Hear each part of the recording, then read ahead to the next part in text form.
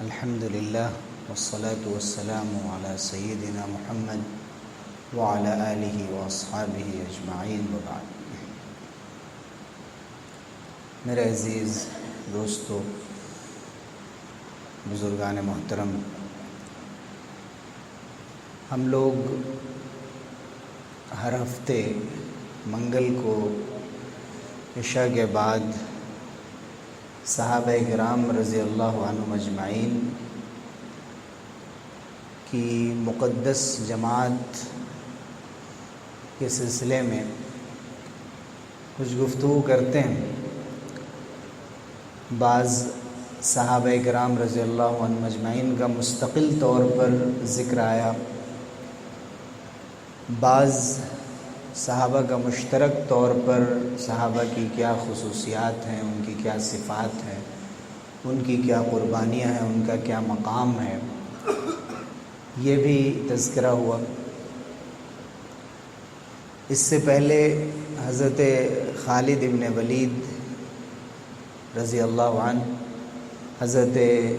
زید ابن ثابت رضی اللہ عنہ، حضرت عبد الرحمن ابن عوف رضی اللہ عنہ، ان صحابہ کا تذکرہ خاص طور سے کیا گیا۔ ایک کی حیثیت ایک بڑے مجاہد کے طور پر ہے، تو دوسرے کی ایک بڑے عالم دین کی حیثیت سے حضرت زید ابن ثابت، اور حضرت عبد الرحمن ابن عوف ایک بڑے صاحب خیر تاجر کی حیثیت سے ان کا تذکرہ کیا گیا، اور اس کے ساتھ ان کی زندگی کے اہم واقعات اور ان واقعات سے ہمیں کیا سبق ملتا ہے، ان کا تذکرہ ہو۔ آج ہم نے حضرت سیدنا بلال رضی اللہ عنہ کی شخصیت کا انتخاب کیا ہے۔ حضرت بلال رضی اللہ عنہ کا نام جب بھی آتا ہے تو قربانی اور دین کے لیے اپنے آپ کو پیش کرنے اور زیادہ سے زیادہ اسلام کے لیے ایک ایسا نمونہ قربانی کا پیش کیا انہوں نے کہ جس کی کوئی نظیر نہیں ملتی۔ جب حضرت بلال رضی اللہ عنہ کا تذکرہ آتا ہے تو مسجد کی یاد آتی ہے، اذاں کی یاد آتی ہے، مسجد نبوی میں صف صحابہ جہاں چند صحابہ حضور اکرم صلی اللہ علیہ وسلم کی تربیت میں علم سیکھتے تھے، اس کا خیال آتا ہے۔ حضرت بلال رضی اللہ عنہ کا جب ذکر آتا ہے تو یہ اسلام کی اس اہم خوبی اور اسلام کے اس اہم کارنامے کا ذکر آتا ہے کہ اسلام نے غلام اور آزاد میں، کالے اور گورے میں، خوبصورت اور بدصورت میں کوئی فرق نہیں کیا، اور اس کو حضور اکرم صلی اللہ علیہ وسلم نے خود اپنے عمل سے ثابت کر کے دکھایا۔ چنانچہ حضرت بلال رضی اللہ عنہ جو اصلاً حبشہ کے تھے، ایتھوپیا، ابسینا، جو بہت دور مکہ مکرمہ سے ہے، تقریباً 4500 کلومیٹر کی دوری پر واقع تھا۔ صحابہ کرام رضی اللہ عنہم اجمعین نے اس سرزمین کو 2 مرتبہ ہجرت کی تھی، حبشے کی ہجرت۔ حضرت بلال رضی اللہ عنہ کی پیدائش مکہ مکرمہ کی ہی ہے، اور کہتے ہیں کہ 3 عام الفیل میں، یعنی حضور اکرم صلی اللہ علیہ وسلم کی ولادت اسی سال ہوئی ہے جس سال ابرہہ نے بیت اللہ پر حملہ کرنے کی کوشش کی تھی، اسے عام الفیل کہا جاتا ہے، اور جب تک ہجرت نہیں ہوئی اس وقت تک جو بھی سال جوڑا جاتا ہے وہ اسی کیلنڈر سے جوڑا جاتا ہے، عام الفیل کے اعتبار سے۔ تو حضرت بلال رضی اللہ عنہ 3 عام الفیل میں پیدا ہوئے تھے، اور ان کے والد کا نام رباح تھا، والدہ کا نام حمامہ تھا، اس لیے وہ بلال ابن رباح بھی کہلاتے ہیں اور بلال ابن حمامہ بھی کہلاتے ہیں۔ ان کی والدہ کنیز تھی، باندی تھیں، اس لیے پہلے سے وہ حجاز کی سرزمین پر موجود تھی، اس لیے ولادت بھی حضرت بلال رضی اللہ عنہ کی اسی سرزمین پر ہوئی، یعنی عرب کی سرزمین میں ہوئی، حبشہ میں نہیں ہوئی۔ حضور اکرم صلی اللہ علیہ وسلم کے پاس سے ایک مرتبہ ان کا گزر ہوا، حضرت ابوبکر صدیق رضی اللہ عنہ اور حضور اکرم صلی اللہ علیہ وسلم دونوں ایک غار میں موجود تھے۔ اس وقت حضرت بلال کی 27-28 سال کی عمر تھی، تو حضور اکرم صلی اللہ علیہ وسلم نے ان کو، وہ بکریاں چرایا کرتے تھے اس وقت، ان کو اسلام کی دعوت دی، اسلام کے بارے میں ان کی رائے پوچھی، تو انہوں نے اسلام کے بارے میں اچھی بات کہی اور ان کے دل میں محبت اسلام کی بیٹھ گئی۔ بعد کی چند ملاقاتوں میں حضرت بلال رضی اللہ عنہ نے اسلام قبول کر لیا، اور غلاموں میں سب سے پہلے وہ شخص ہیں حضرت بلال رضی اللہ عنہ جنہوں نے اسلام قبول کیا۔ حضرت بلال رضی اللہ عنہ قد کے بہت لمبے تھے اور رنگ ان کا، بعض لوگ کہتے ہیں گندمی رنگ تھا، لیکن بہت سیاہ رنگ تھا جو حبشہ اور افریقہ کے لوگوں کا عام طور سے ہوتا ہے۔ اور بعض روایتوں میں کان اجنہ، یعنی حضرت بلال کی گردن سینے کی طرف ذرا جھکی ہوئی تھی، یعنی اپنے قد و قامت کے اعتبار سے اور اپنی شکل و صورت کے اعتبار سے اللہ تعالیٰ نے ان کو ایسا پرکشش نہیں بنایا تھا، لیکن ان کی جو خوبیاں سامنے آئیں کہ ابتدائی دور میں جن لوگوں نے اسلام قبول کیا، 7 یا 8 لوگوں نے، حضرت عمار ہیں، حضرت سمیہ ہیں، حضرت یاسر ہیں، انہی حضرت صہیب ہیں، مقداد ہیں، انہی میں حضرت بلال رضی اللہ عنہ کا نام بھی آتا ہے کہ انہوں نے امیہ بن خلف جو کہ جمحی تھا، یعنی ان کی والدہ بنو جمح جو ایک قبیلہ تھا اس میں وہ باندی تھیں، کنیز تھیں، تو امیہ بن خلف جمحی کے حضرت بلال رضی اللہ عنہ غلام تھے، اور آپ کو معلوم ہے کہ وہ ان سے کیسے کام لیتا تھا، اور جب اس کو یہ پتہ چل گیا کہ حضرت بلال حضور صلی اللہ علیہ وسلم پر ایمان لا چکے ہیں، تب تو آخری درجے ان کے ساتھ بدسلوکی اس نے شروع کر دی، اور مکے کی سرزمین جو بہت ہی گرم ہوتی تھی، ٹھیک عین دوپہر کے وقت، دوپہر اور سپہر کے وقت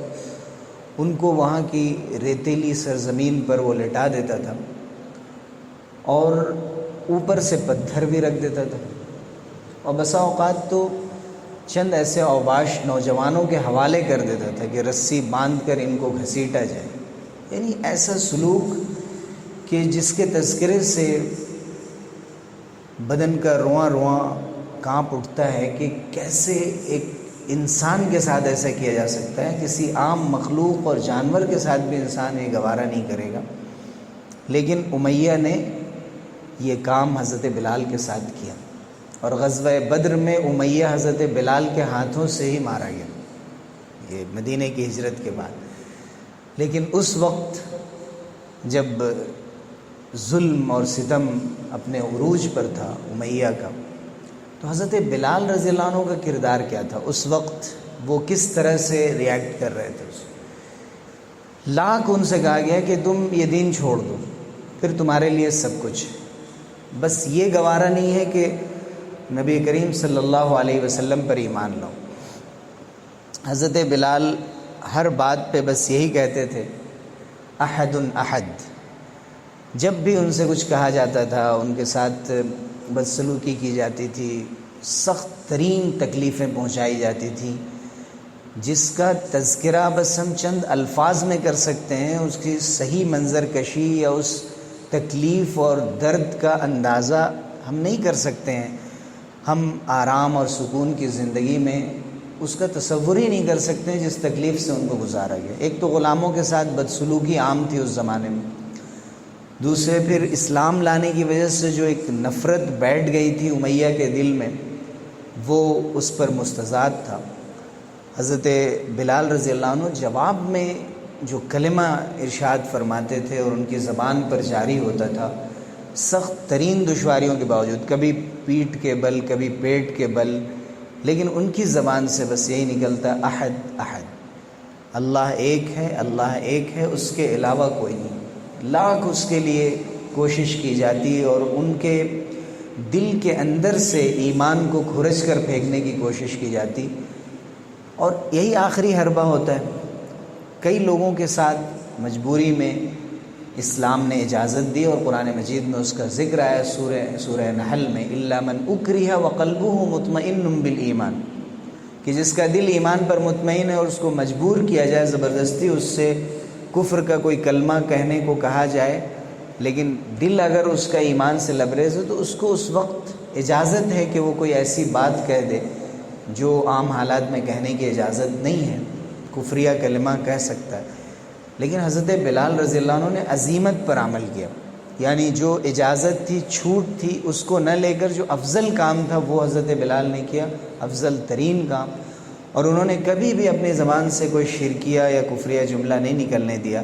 اور یہی دہراتے رہے، احد احد۔ تو حضرت بلال کی زندگی کا جو سب سے پہلا سبق ہے ہمارے لیے وہ یہی ہے کہ حالات جتنے بھی سنگین ہوں، انسان جس مشکل سے بھی دوچار ہو، اس کے لیے جو ترجیح زندگی میں ہونی چاہیے اور سب سے بڑی اور اہم چیز ہونی چاہیے، جس کے لیے وہ کچھ بھی قربان کر سکتا ہو، وہ اس کا ایمان ہے، وہ توحید ہے، وہ اللہ رب العزت کی طاقت اور قدرت کا استحضار ہے، اور اس بات کا انتظار ہے کہ دن ضرور بدلیں گے، اور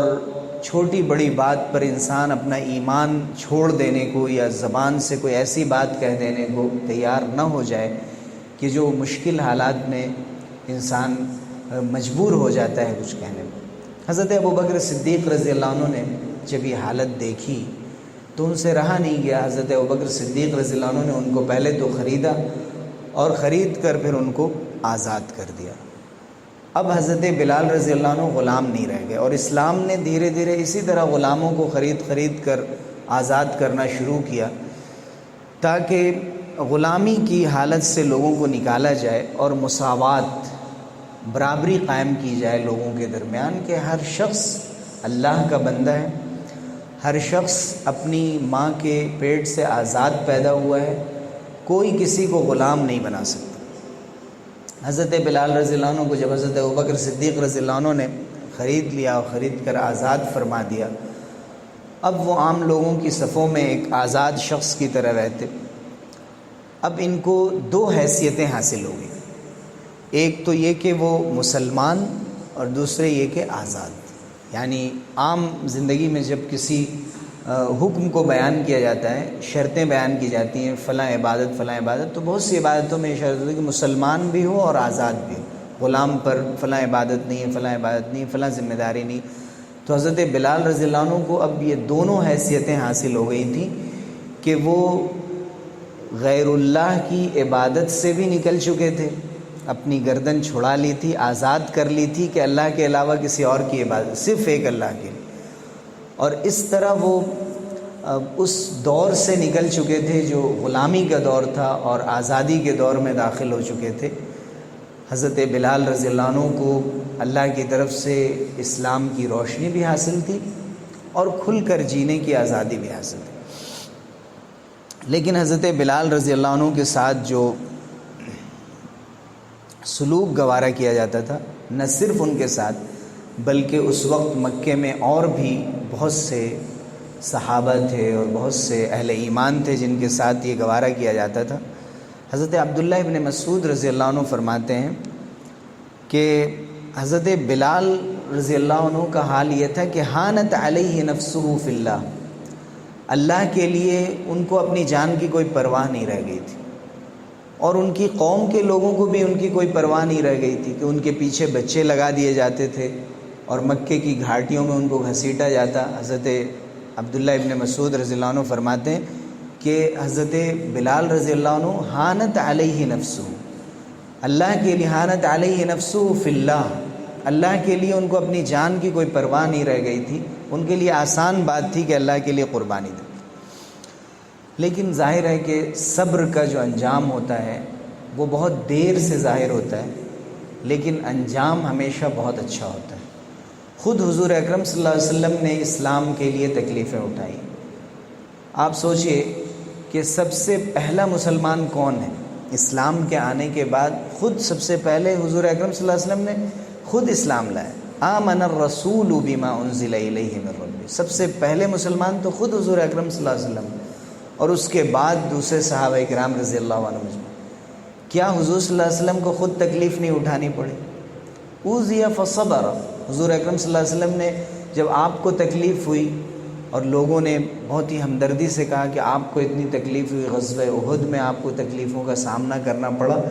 تو حضور نے فرمایا کہ اللہ تعالیٰ موسیٰ پر رحم کرے۔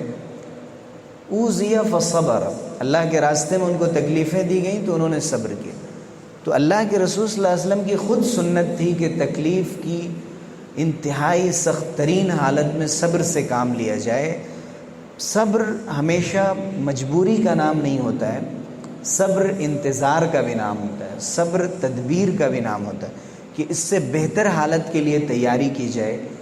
اور فوراً ریاکشن سے بچ کر کسی ایسے موقع کا انتظار کیا جائے، اس کے لیے تیاری کی جائے کہ جو ہم بہتر طور پر اس کا جواب دے سکیں۔ حضرت بلال رضی اللہ عنہ نے یہ کر کے دکھایا، اور حضرت عمر ابن خطاب رضی اللہ عنہ جب اس کا ذکر فرماتے تھے تو آپ سوچیں کہ حضرت بلال رضی اللہ عنہ کی حیثیت کتنی بڑھ گئی تھی کہ جیسے وہ حضرت ابو بکر کے نام کے ساتھ سیدنا لگاتے تھے، ویسے ہی حضرت بلال کے ساتھ بھی سیدنا لگاتے تھے، اس لیے کہ وہاں پر تقسیم تھی، یہ سید ہے، یہ آقا ہے، یہ عبد ہے، یعنی یہ غلام ہے، رقیق ہے۔ حضرت عمر نے جو جملہ ارشاد فرمایا، اعتق سیدنا بلال سیدنا ابو بکر سیدنا بلال، ہمارے سردار ابو بکر نے ہمارے سردار بلال کو آزاد کیا، یعنی دونوں کے لیے انہوں نے سید کا لفظ استعمال کیا، اور یہ احساس دلایا کہ اسلام میں آزاد اور غلام، گورے اور کالے، خوبصورت اور بدصورت ہونے کی بنا پر کوئی فرق نہیں کیا جائے گا، جو فضیلت بھی حاصل ہوگی وہ تقوی کی بنا پر حاصل ہوگی۔ حضرت بلال رضی اللہ عنہ، حضرت ابوبکر صدیق رضی اللہ عنہ کی اس آزادی کے بعد ایک نئے مرحلے میں داخل ہو گئے تھے، جیسا کہ میں نے ذکر کیا، حضور اکرم صلی اللہ علیہ وسلم کی مجلس میں جاتے، لیکن حضور نے ان کو حکم فرمایا تھا کہ ابھی کھل کر اپنے اسلام کا اظہار مت کرنا، ابھی وہ دور نہیں آیا تھا جو 3 سال شروع کے اسلام کو اس حیثیت سے اس پر عمل کرنے کا حکم دیا گیا تھا کہ ابھی اللہ کے رسول صلی اللہ علیہ وسلم کو خود ہی اجازت نہیں دی گئی تھی۔ فاصدع بما تؤمر واعرض عن المشرکین، یہ آیت نہیں آئی تھی کہ کھل کر آپ اعلان کر دیں، لیکن ظاہر ہے کہ ایک وقت آنا تھا جب حضور اکرم صلی اللہ علیہ وسلم کو ہجرت کرنی پڑی، تو حضور نے بھی ہجرت فرمائی، صحابہ نے بھی ہجرت فرمائی، اس وقت حضرت بلال رضی اللہ عنہ نے بھی ہجرت فرمائی۔ اب حضرت بلال رضی اللہ عنہ نئے دور میں داخل ہوئے، ایک تو کفر کا دور، غلامی کا دور، اس سے نکل کر وہ آزادی کے دور میں، اسلام کے دور میں داخل ہوئے، اور اسلام لانے کے بعد پھر تکلیفوں کا ایک نیا مرحلہ شروع ہوا۔ لیکن حضرت ابوبکر صدیق رضی اللہ عنہ کے آزاد کر دینے کے بعد ان کو ایک عافیت ایک طرح کی نصیب ہوئی، اس کے بعد ہجرت ہوئی۔ ہجرت کے بعد حضرت بلال رضی اللہ عنہ کی ایک الگ حیثیت سامنے آئی، اور وہ ان کی حیثیت مؤذن رسول ہونے کی۔ رسول اللہ صلی اللہ علیہ وسلم امام اور حضرت بلال رضی اللہ عنہ مؤذن، یعنی ابو محذورہ، حضرت ابو محذورہ رضی اللہ عنہ بھی اذان دیتے تھے، حضرت عبداللہ ابن ام مکتوم رضی اللہ عنہ جو نابینا صحابی تھے وہ بھی اذان دیتے تھے، لیکن جو سب سے بڑے مؤذن تھے اور جو اصل مؤذن تھے جن کو حضور صلی اللہ علیہ وسلم نے اس کام کے لیے مقرر کر رکھا تھا، جب ایک خواب میں حضرت عبداللہ ابن عبد ربہ نے اذان کے کلمات سنے تھے اور حضور صلی اللہ علیہ وسلم سے آ کر ذکر کیا کہ نماز کے لیے بلانے کے جو مختلف مشورے ہو رہے تھے کہ اس طرح بلایا جائے یا اس طرح بلایا جائے، تو اس میں اللہ کی توحید کا اشارہ دیا گیا، اور حضور صلی اللہ علیہ وسلم کی کی رسالت اور نبوت کی شہادت کا اشارہ دیا گیا، اور وہ الفاظ خواب میں ایک صحابی کے آئے، اور کہا جاتا ہے کہ حضرت عمر رضی اللہ عنہ نے بھی اسی قسم کا خواب دیکھا اور بھی لوگوں نے دیکھا۔ جب حضور صلی اللہ علیہ وسلم نے ان کلمات کو پسند فرمایا اور اذان کا آغاز سن 2 ہجری میں ہوا، اس وقت حضور اکرم صلی اللہ علیہ وسلم نے حضرت عبداللہ ابن عبد ربہ سے کہا کہ بلال کو حکم دو کہ ان الفاظ کو وہ اذان کی شکل میں پیش کریں، اور اللہ اکبر سے لے کر لا الہ الا اللہ تک جو اذان کے کلمات ہیں وہ حضرت بلال ان کو اذان کی شکل میں لوگوں کو نماز کے لیے بلانے کی اور دعوت دینے کی جو ایک پکار لگائیں، صدا لگائیں، وہ حضرت بلال یہ کام کریں۔ اور حضور نے حضرت عبداللہ ابن عبد ربہ سے فرمایا انہ اندی منک صوتا، بلال کی آواز تم سے اچھی ہے، اس لیے بلال سے کہو کہ وہ اذان دے۔ حضرت بلال رضی اللہ عنہ قد بہت اونچا تھا، آواز بہت اونچی تھی، اور آواز بہت خوبصورت تھی، بہت پرکشش آواز تھی۔ علامہ اقبال نے کہا تھا کہ فلسفہ رہ گیا تلقین غزالی نہ رہی، رہ گئی رسم اذاں روح بلالی نہ رہی، فلسفہ رہ گیا تلقین غزالی نہ رہی۔ اذاں کی رسم، اذاں کی عبادت تو آج بھی ہے، لیکن حضرت بلال کی وہ روح کہاں سے لائی جائے کہ جب وہ اللہ کی کبریائی بیان کرتے تھے، رسول اللہ صلی اللہ علیہ وسلم کی گواہی اور آپ کی رسالت اور نبوت کی گواہی بیان کرتے، نماز کے لیے بلاتے تھے، حضور صلی اللہ علیہ وسلم موجود تھے، جو کیفیت ہوتی تھی اذاں کی اس کا تصور نہیں کیا جا سکتا۔ اور حضور صلی اللہ علیہ وسلم حضرت بلال سے فرماتے تھے یا بلال اقم الصلاۃ ارحنا بہا، اے بلال نماز کے لیے اذان دو، اقامت کہو، ہمیں سکون پہنچاؤ، نماز کے ذریعے سے ہمیں سکون پہنچاؤ۔ تو یہ سکون پہنچانے کا جو کام تھا، اور اس کے لیے جب حضور صلی اللہ علیہ وسلم تذکرہ فرماتے تھے تو اس وقت بھی حضرت بلال کو ہی یاد کرتے تھے کہ اذان دو، اقامت کہو۔ تو حضرت بلال رضی اللہ عنہ کی یہ حیثیت اور اس کردار میں بھی حضرت بلال بہت مکمل نظر آتے ہیں کہ مؤذن کی بڑی ذمہ داریاں ہوتی ہیں، وقت سے اذان دینا اور وقت سے کام کر۔ ایک مرتبہ حضرت بلال سے بھی ہوا، سفر میں تھے، حضور صلی اللہ علیہ وسلم نے فرمایا کہ فجر کی نماز کا وقت قریب ہے، ہمیں چاہیے کہ اب جاگ کر رات گزاریں۔ حضرت بلال نے فرمایا کہ آپ لوگ آرام سے سوئیں، اس کو لیلۃ التعریس کہتے ہیں، تعریس کے معنی رات کے آخری پہر میں آرام کے لیے جانا۔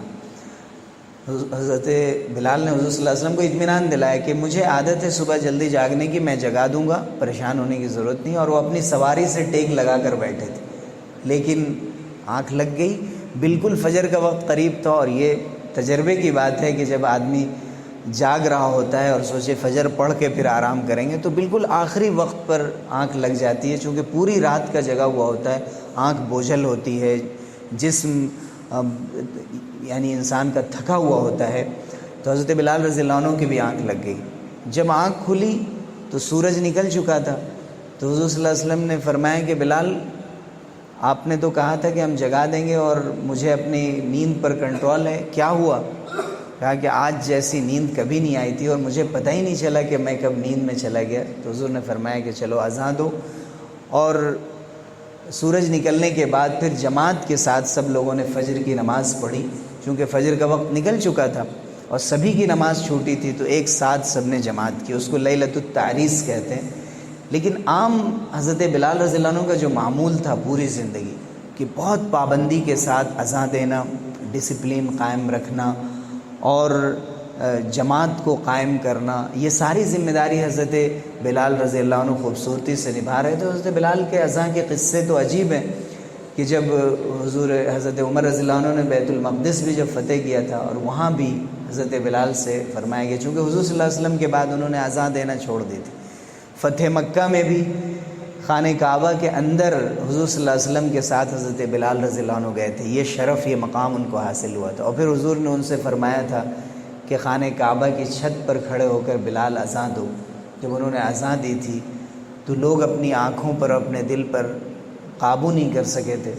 اور جب بیت المقدس کی فتح کے وقت بھی حضرت بلال رضی اللہ عنہ سے کہا گیا تھا کہ اذان دو، تو انہوں نے کہا کہ میں حضور کے بعد اب مجھ سے نہیں ہوتا ہے کہ میں اذان دے سکوں، اشہد ان محمد رسول اللہ کہتا ہوں،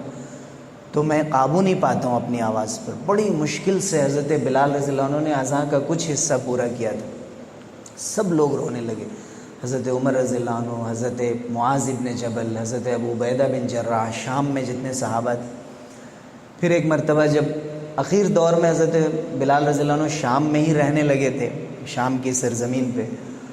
ایک مرتبہ مدینے آئے تھے. حضرت حسن اور حسین رضی اللہ عنہما کے کہنے پر وہاں پھر اذان دی تھی. تو اس وقت بھی لوگ اس قدر رونے لگے تھے. عورتیں گھروں سے نکل آئی تھیں حضرت بلال کی آواز سن کر. تو ایک اذان اور بلال، یہ دو چیزیں ایک دوسرے کے ساتھ ہمیشہ جڑی ہوئی ہیں. جب بھی اذان کا تذکرہ آئے گا تو حضرت بلال. اور آپ سوچئے کہ سب سے لمبی گردن قیامت کے دن اذان دینے والوں کی ہوگی. اطول الاعناق یوم القیامت المؤذنون. سب سے لمبی گردن، یعنی اللہ تعالیٰ ان کو اونچائی عطا کریں گے، دور سے نظر آ جائیں گے، چونکہ وہ بلندی پر چڑھ کے اذان دیتے ہیں، لوگوں کو بلاتے ہیں. اور حضرت بلال رضی اللہ عنہ سید المؤذنین، تمام اذان دینے والوں کے سردار. اگر کسی مؤذن کا کوئی آئیڈیل ہے تو حضرت بلال رضی اللہ عنہ. امام کا کوئی آئیڈیل ہے تو خود حضور اکرم صلی اللہ علیہ وسلم ہے. حضور صلی اللہ علیہ وسلم نے خود امامت فرمائی، لیکن مؤذن حضرت بلال رضی اللہ عنہ کو بنایا. تو حضرت بلال رضی اللہ عنہ کی جو فضیلت ہے، ایک تو میں نے بتایا کہ حضرت عمر ان کو سیدنا کہتے تھے، اور ان کو بعض حضرت عبداللہ ابن ارقم نے یا زید ابن ارقم نے ان کو سید المؤذنین کہا. اسی طرح ان کی اور بھی بہت ساری فضیلتیں ہیں کہ حضرت حضور اکرم صلی اللہ علیہ وسلم نے ان کو بیت المال کا خازن بھی بنایا تھا، یعنی فائنانس کا کام بھی ان کے سپرد کیا ایک موقع سے. اور عید کی نماز کے بعد ایک موقع سے حضور نے جب مردوں کے درمیان خطبہ دے دیا، تو نماز کے بعد خطبہ جب ہو گیا ادھر، تو عورتوں کے بیچ بھی حضور صلی اللہ علیہ وسلم ایک خطبہ دینے کے لیے گئے، اور آپ نے صدقہ دینے کے بارے میں ایک خطبہ دیا اور اس کی اہمیت بیان کی. تو حضرت بلال رضی اللہ عنہ ہی وہاں کھڑے ہوئے اپنا کپڑا بچھا کر،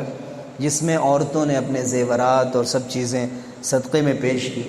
تو حضرت بلال رضی اللہ عنہ یہ کام بھی حضور صلی اللہ علیہ وسلم کی طرف سے کیا کرتے تھے، چونکہ ساتھ ساتھ رہا کرتے تھے. اسی طرح سے حضرت بلال رضی اللہ عنہ کے پاس کچھ کھجوریں جمع ہو جاتی تھیں. کبھی وہ چاہتے تھے کہ حضور صلی اللہ علیہ وسلم کو کچھ تحفہ پیش کریں، حالانکہ ان کے پاس اتنا مال نہیں تھا. تو ایک موقع سے انہوں نے اپنی جو کم درجے کی کھجور تھی، جو بہت اچھی کوالٹی کی نہیں تھی، اس میں سے 2 صاع، جو ایک خاص قسم کا وزن ہوتا تھا، 2 صاع دے کر اچھی قسم کی کھجور 1 صاع لے کر آ گئے تھے اور حضور صلی اللہ علیہ وسلم کو تحفے میں دیا تھا. تو کہا کہاں سے ہے بلال؟ تو انہوں نے فرمایا کہ میں نے اس طرح کیا. تو حضور نے فرمایا نہیں، ایک طرح کی چیز کو آپس میں جب تبادلہ کریں گے، جو چیزیں وزن سے بکتی ہیں جب آپس میں تبادلہ کر رہے ہیں تو پھر پہلے اس کو درہم سے بیچیں یا دینار سے بیچیں، یعنی کرنسی سے بیچ دیں پھر کرنسی سے خریدیں. کھجور کو کھجور سے جب آپ بیچ رہے ہیں تو چاہے کوالٹی کے اعتبار سے فرق ہو، تب بھی 1 کو 2 سے نہیں بیچیں گے بلکہ برابر بیچیں گے. تو یہ مسئلہ بھی جو سود کا مسئلہ ہے، اب اس کے تفصیلی احکام ہیں، وہ حضرت بلال رضی اللہ عنہ کے واقعے میں ہی ہمیں ملتا ہے. ایک مرتبہ حضور صلی اللہ علیہ وسلم حضرت بلال کے پاس سے گزرے اور دیکھا کھجوروں کا ایک ڈھیر ہے. تو کہا کہ اے بلال انفق یا بلال ولا تخش من ذی العرش اقلال. اے بلال خرچ کرو